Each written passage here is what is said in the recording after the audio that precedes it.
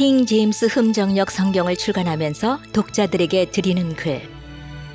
인간의 생사화복과 우주의 역사를 주관하시는 하나님께서 자신을 계시하지 않으시면 아무도 그분과 그분의 계획에 대해 알 수 없습니다. 계시는 하나님께서 자신의 진리를 사람에게 전달하시는 것을 뜻하며 일반 계시와 특별 계시로 구분할 수 있습니다. 일반 계시는 모든 사람을 향한 것으로서 사람의 양심이나 해, 달, 별 등과 같은 자연 만물을 예로 들 수 있습니다. 사람이 일반 계시를 통해 창조자 하나님께서 계심을 알 수 있지만 이런 계시는 사람을 구원할 능력이 없습니다. 특별 계시에는 하나님의 말씀, 기적, 우림과 둠빔, 천사, 예수 그리스도 등 여러 가지가 있지만 객관적인 형태로 하나님을 계시해 주는 것은 하나님의 말씀밖에 없으며 그 외의 것은 심지어 예수 그리스도도 하나님의 말씀을 통해서만 알 수 있습니다. 따라서 사람이 하나님과 그분의 크고 온전하신 뜻을 이해하고 죽은 자를 살리는 구원의 능력을 경험하기 위해서는 반드시 하나님의 말씀이 있어야만 합니다. 이렇게 중요한 하나님의 말씀, 즉 성경이 우리에게 전달되어 온 과정에는 여러 단계가 있습니다. 먼저 하나님께서는 주전 1500년부터 주후 100년까지 약 1600년의 기간에 40여 명의 거룩한 사람들을 예비하셨으며 이 과정 속에는 왕, 정치가, 제사장, 세리, 어부, 의사, 목자, 사도 등 다양한 직업과 배경을 가진 사람들이 포함되어 있습니다. 이들은 결코 완전한 사람들이 아니었지만 하나님의 손 밑에서 완전한 성경을 기록하였으며 우리는 이를 예비의 단계라 부릅니다. 이처럼 기록자들을 예비하신 뒤에 하나님께서는 적당한 시기에 영감이라는 단계를 통해 이들을 사용하셔서 자신의 말씀을 기록하게 하셨습니다. 이에 대해 성경은 분명하게 모든 성경 기록은 하나님의 영감에 의해 주어진 것으로 교리와 책망과 바로잡음과 의로 교육하기에 유익하다고 말합니다. 여기서 영감이란 말은 숨을 불어넣는 것을 의미하며 이에 대해 성경은 대언은 옛적에 사람의 뜻에 의해 나오지 아니하였고 오히려 하나님의 거룩한 사람들은 성령님께서 자기들을 움직이시는 대로 말하였다고 확실하게 정의합니다. 따라서 성경은 처음부터 끝까지 하나님께서 한 단어 한 단어에 숨을 불어넣으신 책이며 우리는 이것을 총체적 축자 영감이라 부릅니다. 이렇게 해서 소위 자필 원본이라 불리는 최초의 하나님의 말씀이 기록으로 주어졌습니다. 그 뒤에 하나님께서는 경건한 사람들을 사용하셔서 보존이라는 단계를 통해 자신의 말씀을 순수하게 지켜주셨습니다.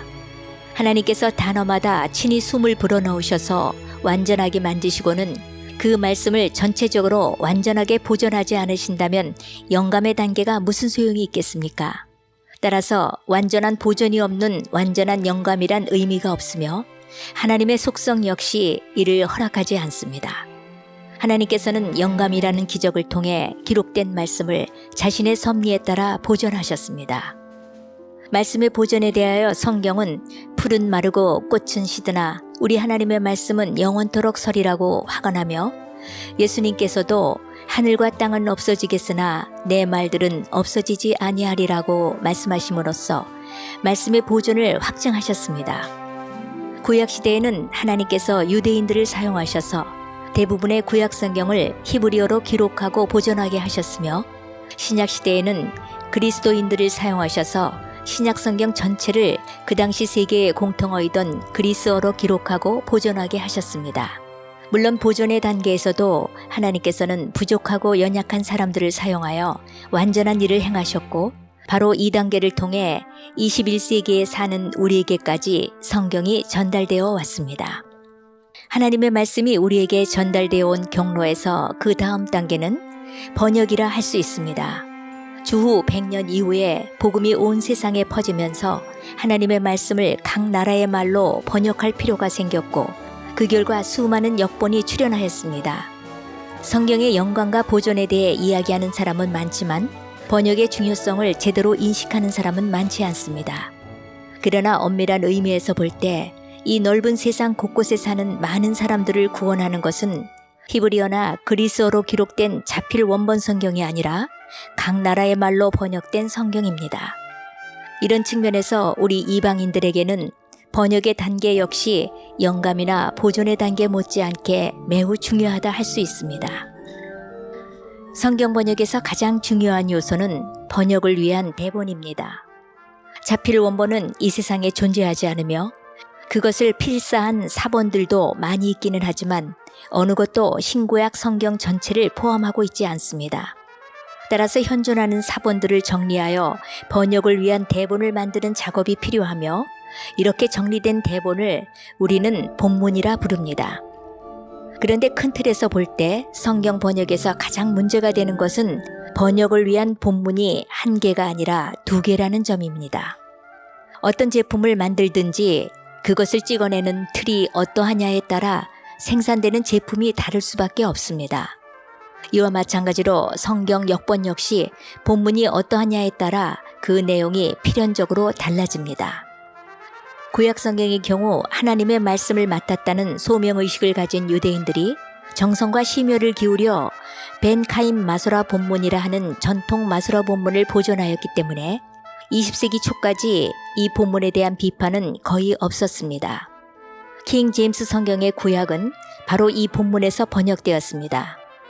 그러나 1906년에 키텔은 벤카임 마소라 본문을 사용하여 비블리아 헤브라이카라는 히브리어 구약 성경을 편찬하면서 비평장치라 불리는 각주들을 이용해 전통 마소라 본문을 페이지마다 15 내지 20군데씩 수정할 수 있게 만들었습니다. 이런 각주들은 신실한 유대인들이 전통적으로 사용하지 않는 벤 아세르 마소라 본문에 근거한 것들입니다. 1929년에 키텔이 죽은 뒤 칼레는 키텔의 비블리아 헤브라이카 본문을 전격적으로 벤 아세르 마소라 본문으로 바꾸고는 키텔의 이름을 붙여서 1937년에 비블리아 헤브라이카 3판을 출간하였습니다. 키텔의 작품이 아님에도 보통 키텔의 비블리아 헤브라이카 BHK 3판으로 불리는 이 히브리어 구약 성경은 마침내 1967년, 1977년판 슈투트가르트 비블리아 헤브라이카 BHS로 개정 출간되었습니다. 이 같은 본문 교체는 구약 성경에서 약 2만 군데가 수정된 것을 뜻합니다. 또한 신국제역, NIV와 신미국 표준역, NASB 등 거의 모든 현대 역본들의 구약 성경 본문이 BHS이기 때문에 이러한 본문 교체의 영향이 그 안에 그대로 반영되어 있습니다. 즉 마소라 본문이라 해도 다 동일하지 않으므로 어느 마소라 본문을 사용했느냐에 따라 구약 성경의 내용이 다를 수밖에 없습니다. 신약 성경의 경우 킹 제임스 성경의 근간이 된 본문은 그리스어 공인 본문인데 이 본문의 특징은 신약 교회가 거의 1900년간 가장 보편적으로 사용해 왔다는 것이며 그 내용이 전혀 변화가 없이 한결같다는 것입니다. 그래서 이 본문은 다수 사본에 근거했기에 다수 본문이라고도 하고 가장 널리 사용되었기에 보편적 본문이라고도 하며 로마 가톨릭 교회의 서방 본문과 대비되어 비잔틴 혹은 동방 본문이라고 하고 루터와 칼빈 등 종교개혁자들이 하나같이 이 본문만을 사용했기 때문에 종교개혁 본문이라고도 합니다. 프로테스탄트들과 침례교인들이 한결같이 공인 본문만을 사용한 것과는 달리 로마 가톨릭 교회는 처음부터 소수 본문만을 고집해오고 있습니다. 소수 본문이라는 호칭이 의미하듯이 이 본문을 지지하는 사본은 소수이며 그 안에는 예수 그리스도의 처녀 탄생 및 신성, 대신 속죄, 삼위일체 등에 대한 오류들이 다수 포함되어 있습니다. 이 사본들 중 가장 유명한 것들로는 로마 교황청 도서관에 보존되어 온 바티칸 사본과 시내산 수도원에서 발견된 시내 사본이 있습니다. 이 두 사본의 근거에서 1881년에 영국의 웨스트고트와 호르트는 공인 본문을 5,604군데나 수정하여 비평 본문을 만들었습니다. 구체적으로 이들이 공인 본문에서 삭제하거나 추가하거나 바꾼 단어는 9,970개이며 이것은 신약 성경 본문에 나오는 14만 521개 그리스 단어의 7%에 해당합니다. 1898년에 독일의 네슬레는 웨스트코트와 호르트, 티센드로프 그리고 위마우스의 그리스어 본문을 조합하여 네슬레의 그리스어 신약 성경을 출간하였습니다. 그 뒤 네슬레의 본문은 27회 개정을 거쳐 현재는 네슬레 알란드 그리스어 신약 성경 28판 2012년으로 출간되고 있습니다. 한편 독일의 알란드는 1952년부터 네슬레의 본문을 수정하기 시작했고 1975년에 연합성서공회는 알란드가 제출한 네슬레의 본문을 그리스어 신약성경 3판으로 채택하였으며 2014년에는 5판을 출간하였습니다. 대다수 현대 역본들의 신약성경은 예외 없이 천주교 소수 본문에서 나온 네슬레의 그리스어 본문에 근거하여 번역되었습니다.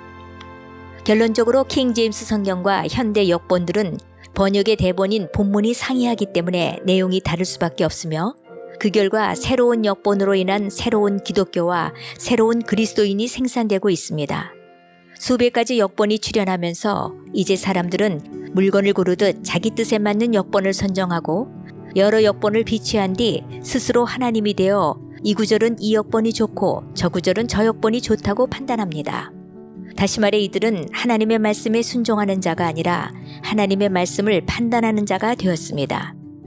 킹 제임스 성경을 우리말로 번역해야 하는 가장 중요한 이유로는 자신의 말씀의 보존과 전파를 위해 공통 언어를 사용하시는 하나님의 속성과 현 시대의 특성을 들 수 있습니다. 1588년 스페인의 무적 함대가 영국군에 의해 무참히 패배를 당한 뒤 보잘것없던 섬나라 영국은 세계를 지배하는 나라가 되었습니다. 하나님께서는 영국과 미국이라는 두 국가를 통해 두 가지 일, 즉 자신의 선민인 유대인들을 보호하는 일과 자신의 말씀을 세상에 전파하는 일을 수행하시기로 작정하신 것이 분명합니다. 그래서 영국을 통해 구약과 신약이 하나로 합쳐진 성경 전서가 출간되었고 중세 로마 가톨릭 교회의 지배하에 암흑시대에 수많은 사람들을 구원하는 복음의 빛이 나오게 되었으며 산업혁명 등을 통해 인류의 복지 증진도 이루어지게 되었습니다. 영어 중심의 세계 판도는 해를 거듭할수록 확대되어 이제는 영어가 세계 공통어라고 해도 과언이 아닐 정도가 되었습니다. 이런 일은 결코 우연이 아니며 하나님의 심오한 계획 속에서 일어난 것입니다. 긍휼이 풍성하셔서 사람들에게 영원한 생명을 거저주기를 원하시는 하나님께서는 지난 400년간 세계 공통어가 된 영어를 사용하여 전 세계에 말씀을 전파해 오셨고 이를 위해 영어로 기록된 킹 제임스 성경을 말씀의 표준 척도로 사용하고 계십니다. 1611년 킹 제임스 성경이 나오기 이전이나 이후에도 여러 개의 영어 성경이 있었지만 보통 사람들이 읽는 가운데 자연스럽게 하나님께서 권위를 보여해 주신 권위역이라는 호칭을 부여받은 킹 제임스 성경만이 영미권에서 거의 독점적으로 사용되었습니다. 킹 제임스 성경은 수많은 민족들이 사용하는 수백 개의 언어로 번역되었고 18, 19세기 미국 및 영국의 부흥과 세계 복음 전파에 독점적으로 사용되어 수많은 영혼을 구원하였으며 모든 책 중에서 전 세계적으로 가장 많이 팔린 베스트셀러가 되었습니다. 그 결과 성경 더 홀리 바이블이라 하면 킹 제임스 성경을 의미한다고 해도 과언이 아닙니다. 킹 제임스 성경의 우수성에 대해 톰슨 대역 한영성경 편찬위원회는 다음과 같이 평가합니다. 성경의 내용 번역은 물론 신학 용어 번역에 있어 만인이 수긍할 수 있는 기본 역본이 없다면 상당한 혼돈과 분파를 초래할 것이다. 그런데 다행히 킹 제임스 역본이라는 걸출한 역본이 있어서 1611년 이래 수백 년 동안 성경 역본과 신학의 기본 용어를 제공하며 만인이 수긍하고 공인하는 기본 자료로서의 역할을 수행하여 왔는 바 이 점에 있어서 킹 제임스 역본의 공헌은 잊히지 아니할 것이다. 상수라면 킹 제임스 역본은 영어는 물론 세계 각 나라 언어로 성경이 번역될 때 참고가 되는 제1의 통일 자료로서 활용되고 있기 때문이다. 이는 영어의 세계적 발음과 아울러 킹 제임스 역본의 내적 우수성이 동시에 작용한 결과이다. 성도라면 누구나 하나님께서 천지 만물을 창조하셨고 죄인들을 위해 독생자 예수 그리스도를 이 땅에 보내주셨으며 누구든지 그분을 믿기만 하면 행위와 무관하게 영원한 생명을 얻어 천국에서 살게 된다고 믿을 터인데 사실 이 같은 믿음의 근거는 단 하나, 즉 기록된 성경 말씀밖에 없습니다. 이 기록된 말씀, 곧 성경이야말로 우리의 영과 육에 속한 모든 활동의 표준 척도이며 따라서 이런 표준 척도는 시대의 변화에 따라 결코 변할 수 없습니다. 그런데도 현재 미국을 비롯한 많은 나라에서 참 성경이 지금 우리에게 있는가라는 논쟁이 크리스천들 간에 뜨겁게 진행되고 있으며 수백 종이 넘는 책들이 성경이란 이름으로 팔리고 있습니다. 더욱이 1993년 말에 미국 성서공회는 새 시대를 위한 좋은 소식이라는 뉴에이지 성경마저 출판했습니다. 이처럼 사람들의 상대적 윤리와 철학이 세상을 지배하고 있기에 지난 400년 이상 한 번의 개정도 없이 성도들의 믿음과 실행의 표준으로 자리 잡은 킹 제임스 성경을 번역하여 하나님의 절대적인 공의와 거룩함 그리고 사랑을 널리 알려야 할 당위성이 대두되었습니다.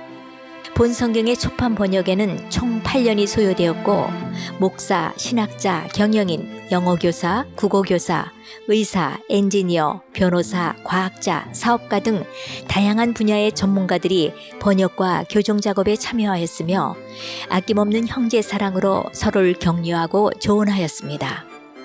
2021년에 나온 마제스티 에디션은 초판 발행 이후 21년 동안 세밀한 교정 작업을 거쳐 출간되었습니다. 이런 성도들의 값진 노고가 없었다면 본 성경의 출간이 불가능했을 것이며 이에 대하여 영광의 주님께서 하늘의 보상으로 충만히 갚아주실 것을 확신합니다. 또한 성경의 출간을 위해 재정적으로 도움을 주신 많은 형제 자매들에게도 주님께서 동일한 은혜로 채워주실 것을 확신합니다.